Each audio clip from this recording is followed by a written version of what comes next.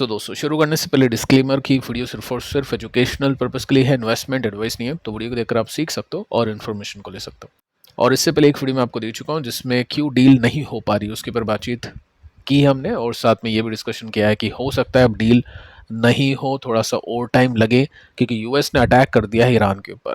उससे भी बड़ी न्यूज़ आती है जो कि हम इस वीडियो में कवर करेंगे, और भी कुछ इंपॉर्टेंट अपडेट्स हैं। पिछले वीडियो के अंदर भी कुछ स्टॉक्स हमने डिस्कस किए जहाँ पे अच्छे ब्रेकआउट से, अच्छे रिवर्सल से, कौन कौन से ब्रेकआउट ट्रू होते हैं, कौन से फॉल्स होते हैं, वो भी मैंने आपको यहाँ पे सिखाया है। सो फर्स्ट अपन आते हैं यूएस के बाजार पर। देखिए डाउ जोन्स अभी 90 पॉइंट्स नीचे हैं, गैप अप के साथ में खुले थे, बट अभी वीकनेस देखने को मिल रही है। नैस्डैक को देखने चले तो 1% की तेजी, 300 पॉइंट्स का उछाल, यानी टेक कंपनीज में अभी भी माहौल अच्छा है। अब क्वेश्चन आता है कि ये क्या बबल है क्या, क्योंकि काफ़ी लोग जो यूएस में इन्वेस्ट कर रखे हैं वो फियरफुल है, वो डर रहे हैं कि क्या करें। काफ़ी लोग जो इन्वेस्ट करना चाहते हैं वो भी डर रहे हैं कि अभी क्या इस प्राइस पर इन्वेस्ट करना चाहिए क्या। सो आगे चल के चर्चा करेंगे डिटेल में, आपको मैं बताऊंगा कि किस तरह से आपको वैल्यूएशन का कंपैरिजन करना होता है। फिलहाल यहाँ पे हम इस पॉइंट को देखते हैं कि फिलहाल आप क्रूड को बढ़ता हुआ देख सकते हैं। फाइनली 100 के आसपास पहुंच चुका है, 4% का जंप है, $4 की तेजी आप इसमें देख सकते हैं, और 100 के ऊपर चला गया तो मार्केट के अंदर फिर वीकनेस आएगी, निफ्टी आपको और भी ज़्यादा वीक होता हुआ दिखाई दे जाएगा। तो क्या है रीज़न इसके पीछे का? दोस्तों फर्स्ट रीज़न आपको बताइए कि यूएस ईरान के बीच में कुछ पॉइंट्स से जो अटक चुके हैं। फर्स्ट है कि $24 बिलियन की जो अमाउंट है जो फ्रीज कर रखी है यूएस ने, वो अनफ्रीज करे, उसको छोड़े ईरान के लिए। उसके बाद में अगला जो पॉइंट है यूरेनियम का है, ईरान नहीं देगा यूएस को, और ना ही उसको डिस्ट्रॉय करेगा, उसको चीन को देने की बात चल रही है। सो ये कुछ पॉइंट्स है जहाँ पे डील नहीं हो पा रही है, और इन दोनों पॉइंट्स के बिना डील होगी भी नहीं।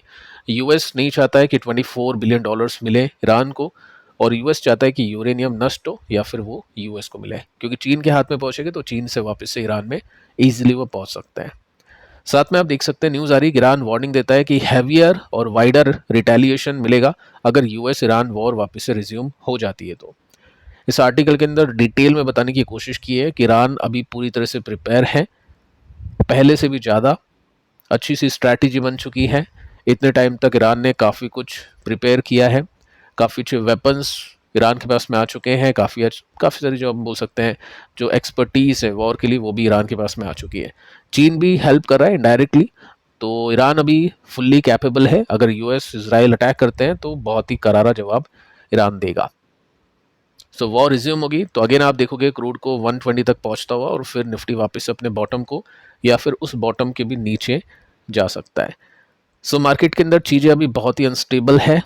जो भी इन्वेस्टर है नहीं समझ में आ रहा है, कैश को होल्ड रखेंगे वो, क्योंकि उसी में भलाई है।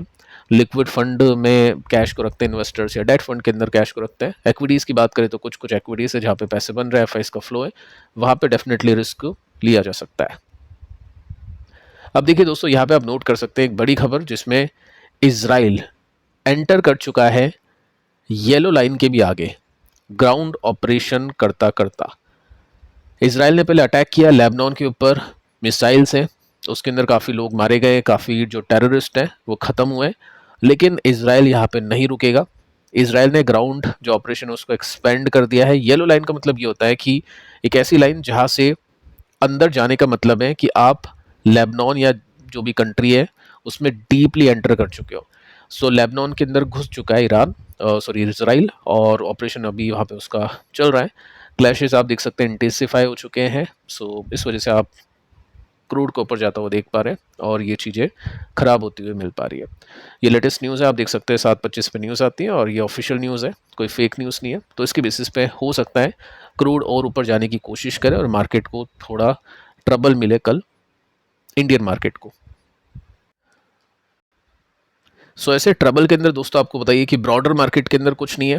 अगर आप एक पोर्टफोलियो को चलता हुआ देखना चाहते हैं, इम्पॉसिबल। निफ्टी या इंडेक्स को चलता हुआ देखना चाहते हैं, इम्पॉसिबल। कुछ सेक्टर्स डेफिनेटली पॉसिबल है, चल सकते हैं। कुछ स्टॉक्स डेफिनेटली पॉसिबल है, चल सकता है। ठीक है, मैक्सिमम कंपनीज नहीं चलेगी तो ओवरऑल पोर्टफोलियो नहीं चलेगा, लेकिन हाँ मोमेंटम है कुछ कंपनीज में एफ की बाइंग है। कुछ कंपनीज के रिजल्ट अच्छे आ रहे हैं, अगले क्वार्टर में रिजल्ट अच्छा आएगा तो मनी वहाँ पे फ्लो हो रहा है। तो वो चीज़ अगर कोई देखेगा तो डेफिनेटली वहाँ पे पैसा बनेगा। बट ब्रॉडर मार्केट के अंदर आप निवेश करना चाहते हो तो वो हो सकता है थोड़ा सा टाइम लगे मार्केट को अभी बॉटम बनाने में या ऊपर जाने में, तो काफ़ी लोग क्या कर सकते हैं, इन्वेस्ट कर लेते हैं, काफ़ी लोग अपने फंड को होल्ड करते हैं, यानी कैश को होल्ड करते हैं। अब यहाँ पे दोनों तरह की कंपनीज को देखते हैं। फर्स्ट एक बार अपन मोमेंटम को देख लेते हैं। देखो आज हमने देखा पॉलीकैब को 3% ऊपर जाता हुआ 9630 पर पॉलीकैब पहुंच चुका है, यानी 10,000 के नज़दीक है। 54 का पी है, 1.45 लाख करोड़ का मार्केट कैप है। और रीज़न क्या है इसके पीछे का, देखो क्वार्टर 4 के रिजल्ट एक्सपेक्टेशन से थोड़े से हल्के थे, यानी एक्सपेक्टेशंस को बीट नहीं कर पाए थे, लेकिन सेल्स में पॉलीकैब ने बहुत अच्छा किया और अपनी जो पोजीशन है मार्केट लीडर की वो होल्ड कर गया। 30 से लेकर 31% का मार्केट शेयर अब इसका हो चुका है पूरे इंडिया के domestic organised wire and cable के मार्केट के अंदर। बहुत बड़ी बात है, 31% है। इससे भी दोस्तों बड़ी बात यह है कि कंपनी एक्सपेंड कर गई मार्केट शेयर को 4% के साथ में, आप यहाँ पे नोट कर सकते हैं। और ये अपडेट मैंने आपको नेक्स्ट डे जब स्टॉक चला था क्वार्टर 4 के बाद में मैंने आपको दी थी कि मार्केट शेयर कंपनी ने बढ़ा दिया है। सो इस वजह से इंडिया की लार्जेस्ट कंपनी बन चुकी है, सबसे पहली कंपनी बन चुकी है वायर एंड केबल में जिसमें सॉलिड लीडरशिप है और वो लीडरशिप कंटिन्यूसली बढ़ रही है। सो ये रीज़न है स्टॉक के चलने के पीछे का। साथ में एक डिटेल में वीडियो मैंने आपको दिया था जिसके अंदर टोटल इस सेक्टर को कवर किया था, जिसमें KI था, ये था, RR केबल था। और रीज़न क्या था कि काफ़ी सारे सेगमेंट है, डिफेंस हो गया, डेटा सेंटर हो गया, रोबोटिक्स हो गया, पावर हो गया, EV हो गया, सोलर हो गया, सब में वायर एंड केबल की डिमांड काफ़ी हाई है। सरकार का जो इंफ्रा का बजट है वो भी ऑर्डर इसके हाथ में आते हैं। सो ये सब चीज़ें हैं जिस वजह से स्टॉक अभी अच्छा कर रहा है। इन्वेस्टर के पास में होगा तो ये स्टॉक में सभी के पैसे बन रहे हैं क्योंकि ऑल टाइम हाई पे ये पहुंच चुका है। सेकंड आप देखोगे ना तो यहाँ पे इसको एक ब्रेकआउट मिल चुका है। ये वीकली चार्ट है, तो इसको अपन डेली चार्ट में देखते हैं और सीखते हैं कि जो मैंने आपको पिछले वीडियो में कहा कैंपस का जो आज बड़ी तेजी बनी, टेक्निकल के हिसाब से वो फॉल्स ब्रेकआउट है, वो रियल नहीं है। हो सकता है स्टॉक अंडर परफॉर्म करे, बहुत बड़ी तेजी शायद नहीं देख पाए, हो जाए तो अलग बात है, बट टेक्निकली वैसा कुछ था नहीं। सो यहाँ पे आप देखोगे ना तो एक अच्छे वॉल्यूम है, साथ में उस वजह से ब्रेकआउट है और ब्रेकआउट टिका था। ये जो क्लोजिंग हुई है वो स्ट्रेंथ के साथ में हुई थी। सो यहाँ पे आप देख सकते हैं स्टॉक को चलता हुआ फाइनली आज एक अच्छी और कैंडल बन चुकी है। सो ट्रेंड हम देखें तो ट्रेंड इसका काफ़ी अच्छा है, अच्छी तेजी यहाँ पे बन रही है, हो सकता है ये कंटिन्यू करे। सो ऐसे में क्या होता है, जब भी मार्केट गिरेगा या गिरता है तो इन्वेस्टर जो मोमेंटम चेस करते हैं, जैसे यहाँ पे 2 रेड कैंडल बनी या कुछ मार्केट में गिरावट आई, तो वो एंट्री मौका बन जाता है मोमेंटम वालों के लिए। जैसे कि यहाँ पे भी आप देख सकते हैं थोड़ा स्टॉक गिरा था। इसके बाद में एक और कंपनी जिसके ऊपर फोकस होना चाहिए इन्वेस्टर्स का, RR केबल। इसके रिजल्ट तो पॉलीकैब से भी अच्छे थे, वैल्यूएशन पॉलीकैब से हल्की है, 54 का पी वहाँ पे है, 44 का पी यहाँ पे है। यहाँ पे आप देख सकते हैं एक अच्छा ब्रेकआउट हो चुका है, ब्रेकआउट के बाद में ये वीकली कैंडल है और यहाँ पे स्टॉक सस्टेन कर रहा है। सो ऐसे में हाई चांसेस होते हैं कि मोमेंटम बनेगा, क्योंकि अगर मोमेंटम नहीं बनना होता तो स्टॉक इतने टाइम तक टिकता नहीं है ऊपर, वो नीचे आ जाता है। सो यहाँ पे भी फोकस होना चाहिए क्योंकि नंबर्स अच्छे आ रहे हैं, साथ में टेक्निकल स्ट्रक्चर भी काफ़ी अच्छा है। सो ऐसी कंपनीज में डेफिनेटली मौके बन जाते हैं।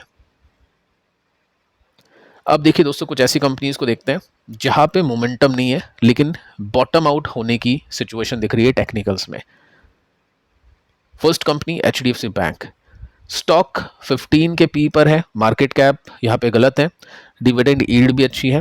अगर मैं आपको इसमें वैल्यूएशन दिखाऊं, देखो वैल्यूएशन कहाँ पे आ चुकी है इसकी, उस लेवल पे आ चुकी है जहाँ पे 2008 का बॉटम, कोविड का बॉटम और ये जो बॉटम बना है उसके भी नीचे, मतलब ऑलमोस्ट आप बोल सकते हैं 2005 से अभी तक का लोएस्ट PE रेशियो है, मीडियन 25 का है, उसके भी नीचे अवेलेबल है। क्या नंबर्स खराब आ रहे हैं? नहीं, नंबर्स अगर आप देखोगे तो यहाँ पे थोड़ा सा हल्का हुआ था लेकिन वापस से ग्रोथ मिलना शुरू हो चुकी है। रीज़न क्या है इसके स्टॉक के प्राइस गिरने के पीछे का?